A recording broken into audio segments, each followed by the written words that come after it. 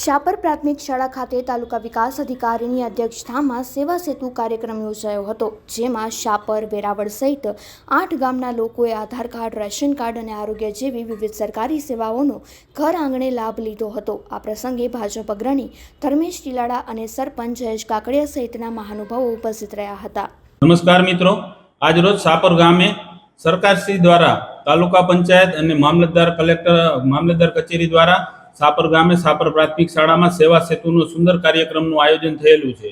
સેવા સેતુનો કાર્યક્રમ એટલે જે તાલુકા કક્ષાએ જે કોઈ કામગીરી હોય, જે મામલતદાર કચેરી કે તાલુકા પંચાયતને લગતી વિવિધ કામગીરી હોય, જે 51 પ્રકારની વિવિધ કામગીરી છે, એ બધી કામગીરી આજના રોજ શાપર પ્રાથમિક શાળાએ થઈ શકશે।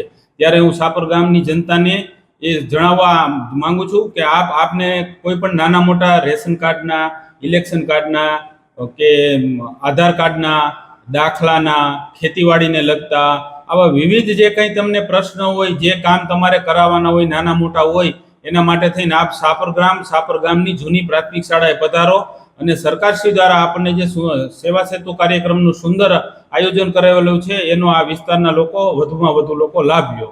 અમારા ગામમાં શાપરમાં સેવા સેતુનો કાર્યક્રમ કરવા બદલ હું સરકારશ્રી અને તાલુકા પંચાયત કચેરીનો ખૂબ ખૂબ આભાર માનું છું। જય હિન્દ।